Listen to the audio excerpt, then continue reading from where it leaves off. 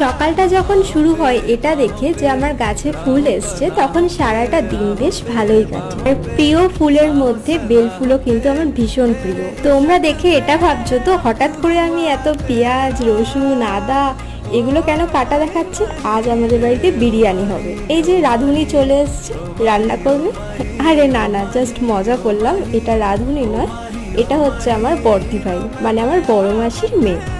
তো খুব ভালো বিরিয়ানি করে। তো আজকে আমাদের বাড়িতে বিরিয়ানি, চিকেন কষা ওই পুরোটা রান্না করেছিল, একদম শুরু থেকে শেষ পর্যন্ত। আর যেখানে আমরা আছি একসাথে সবাই মিলে, সেখানে আমরা কি করে চুপচাপ বসে থাকি বলো? তাই সারা দুপুর জানো ঘরের মধ্যে এইসব আমরা কানামাছি খেলে বেরিয়েছি।